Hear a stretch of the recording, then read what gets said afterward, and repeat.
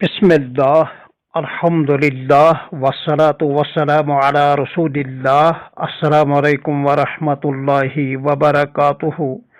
مقام صحابہ اور شان اہل بیت اعظام رضی اللہ تعالی عنہم اجمعین، قسط نمبر 2، تعارف کی روشنی میں۔ عہد نبوی میں چند لوگ زبان سے کلمہ طیبہ پڑھتے تھے، لیکن ان کے اپنے ذاتی مقاصد پیش نظر تھے۔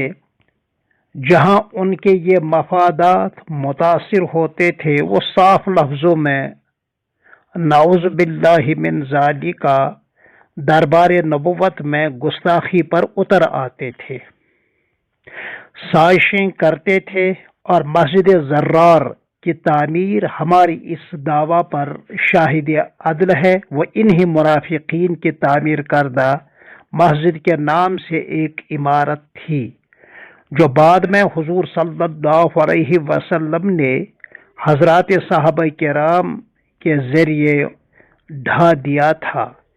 یہ در حقیقت یہودیوں کا ناپاک ٹولہ تھا، منافق تھے۔ کبھی وہ خاندانی عصبیت یا علاقائی تعلق کی وجہ سے یا شہرت کے حصول کے لیے مسلمانوں کا ساتھ دے کر اہل کفر کے خلاف لڑتے تھے، اور اسی حال میں وہ مارے جاتے تھے، یا وہ بھاگ جاتے تھے، یا وہ خودکشی کرتے تھے۔ وہ صحابی کی اصطلاحی تعریف سے خارج ہیں۔ الحمدللہ ثم الحمدللہ، ایسے صحابی نہ کبھی گمراہ ہوئے ہیں اور نہ انہوں نے خودکشی کی ہے، جن کی جامع تعریف احکر نے قسط اول میں کی ہے۔ ہاں، اجتہادی امور میں اختلاف وہ الگ چیز ہے جو صحابی ہونے کے لیے ضرر رساں نہیں تھا، بلکہ اختلاف کرنا ان پر لازم تھا، جیسا کہ سیدنا و امیرنا و امامنا حضرت علی کا اختلاف سیدنا و امیرنا و امامنا حضرت امیر معاویہ رضی اللہ تعالی عنہما کے ساتھ، یا دونوں کا اختلاف، حالانکہ دونوں طرف ساتھ دینے والے اکابر صحابہ تھے۔ یا مثلا سیدنا حضرت ابوبکر صدیق رضی اللہ تعالی عنہ کی خلافت پر مہاجرین اور انصار صحابہ رضی اللہ تعالی عنہم اجمعین کا اتفاق ہوا، مگر صرف سیدنا حضرت سعد بن عبادہ رضی اللہ تعالی عنہ نے اختلاف کیا۔ مشہور تو یہی ہے، مگر اس سے ان کے صحابی ہونے پر انگلی اٹھائی نہیں جا سکتی، اگرچہ بقول حضرت امام طبری رحمہ اللہ بعد میں انہوں نے اپنے اس اختلاف سے رجوع بھی کیا تھا۔ اور حدیث نبوی الائمۃ من قریش، میرے بعد میرے خلفاء غالب اکثریت کے اعتبار سے قریشی ہی ہوں گے، یہ حضور صلی اللہ علیہ وسلم کا ارشاد ہے، اور یہ آپ کا معجزہ ہے یا آپ کا حکم ہے، یعنی یہ نبی کا حکم ہے کہ میرے بعد قریش ہی سے خلفاء کو چننا، یا یہ پیارے نبی صلی اللہ علیہ وسلم نے بطور معجزہ کے ارشاد فرمایا کہ سنو، میرے بعد جو خلفاء ہوں گے وہ قریشی ہوں گے۔ تو علماء کرام نے اس حدیث نبوی کے دونوں پہلوؤں کو واضح کیا ہے کہ یہ حکماً انشاء ہے، یعنی نبی کا حکم تھا، یا یہ حدیث پاک اخبار ہے، یعنی بطور معجزہ آپ نے یہ ارشاد فرمایا، جس سے انصار کے بجائے خلافت کا استحقاق مہاجرین کو ٹھہرایا گیا۔ محدثین عظام رحمۃ اللہ علیہم اجمعین کے یہاں یہ حدیث شریف حد شہرت کو، یعنی مشہور حدیث ہے، تمام صحابہ نے اس حدیث پاک کے سننے کا اعتراف کیا ہے، حتیٰ کہ حضرت سعد رضی اللہ تعالی عنہ نے بھی، جو انصار کے خلافت کے زبردست ترجمان بھی تھے، اس حدیث نبوی کو جب آپ نے حضرت صدیق اکبر رضی اللہ تعالی عنہ کی مبارک زبان سے سنا تو تمام حضرات نے اپنی گردنیں جھکا لی تھیں۔ چنانچہ حضرات خلفائے ثلاثہ، صدیق اکبر خلیفہ اول، فاروق اعظم خلیفہ دوم، عثمان غنی ذوالنورین خلیفہ سوم قریشی تھے بالترتیب، اور بالاتفاق یہی خلفاء چنے گئے، اور سیدنا حضرت علی رضی اللہ تعالی عنہ ہاشمی تھے۔ اوپر سے سب کے سب قریشی تھے اور اس کے بعد نیچے ہاشمی تھے۔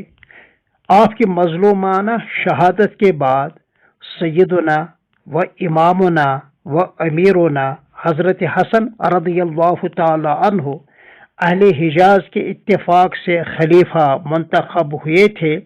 آپ کی خلافت یقیناً خلافت راشدہ تھی، مگر اس کے باوصف 6 مہینوں کے گزرنے کے بعد امت کے وسیع تر مفادات کے پیش نظر آپ نے سیدنا و امیرنا و امامنا حضرت امیر معاویہ رضی اللہ تعالی عنہ کے حق میں استعفیٰ دیا تھا۔ لہذا جو لوگ حضرت امیر معاویہ کی امارت پر اعتراض کرتے ہیں، در حقیقت وہ امام مجتبی حضرت حسن کے استعفیٰ پر اعتراض کرتے ہیں۔ ان کو اپنے ایمان کی خیر منانی چاہیے، کیونکہ حضرت امیر معاویہ رضی اللہ تعالی عنہ کی امارت میں سارا ملک شام، سارا عراق اور مصر اور یمن آپ کے زیر نگین تھا۔ اس دست برداری کی بشارت حدیث شریف میں آئی ہے کہ ایک مرتبہ پیارے نبی صلی اللہ علیہ وسلم نے حضرت حسن رضی اللہ تعالی عنہ کی طرف اشارہ کرتے ہوئے فرمایا کہ اللہ تعالیٰ میرے اس فرزند کی نسبت سے میری امت کے 2 بڑے جماعتوں میں اتفاق پیدا کریں گے، لہذا سیدنا حضرت امیر معاویہ کی خلافت یا حکومت یا امارت پر اعتراض کرنے والے در حقیقت بالواسطہ حضور صلی اللہ علیہ وسلم کی اس بشارت پر اعتراض کرنے والے ہیں۔ یہی وجہ ہے کہ ایسے لوگوں کا ایمان پھر سلامتی کے ساتھ نہیں رہ پائے گا جو صحابہ کی شان میں اس قسم کے نازیبہ الفاظ استعمال کرتے ہیں، چاہے وہ کوئی بھی ہو، سید خاندان یا سادات خاندان کا ہو۔ اسلام میں تو بہرحال تقوی ہے، خاندان کا وہ اعتبار نہیں ہے۔ کوئی خاندانی اور تحقیقی سید ہو اور صحابہ کے بارے میں گستاخ اور منہ پھٹ ہو، وہ تو پھر اس زمانے کا پکا منافق ہی ہو سکتا ہے۔ اس طرح سارا عالمی اسلام ایک امیر کے ماتحت ہو گیا، حالانکہ وہ ہاشمی نہیں تھے بلکہ قریشی تھے۔ الحمدللہ ہمارے سینے اور ہمارے قلوب ان تمام صحابہ کرام کے بارے میں بالکل صاف ہیں رضی اللہ تعالی عنہم اجمعین۔ لہذا تمام صحابہ اور اہل بیت اور تمام صحابہ ہماری آنکھوں کے تارے ہیں۔ سبوں کے حق میں حسن عقیدت کا رکھنا اور ہونا ضروری ہے، اس سے ہماری ایمان کی حفاظت ہوگی۔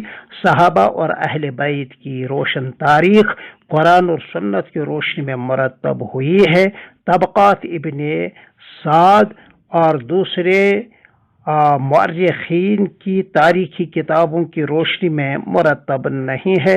ہمارا ایمان قرآن اور سنت پر ہے، تاریخی کتابوں پر نہیں ہے۔ تاریخ میں رتب و یاب سب کو جمع کیا گیا ہے۔ السلام علیکم ورحمۃ اللہ وبرکاتہ۔ پھر بھی ملتے ہیں انشاءاللہ تیسری قسط میں۔ السلام علیکم۔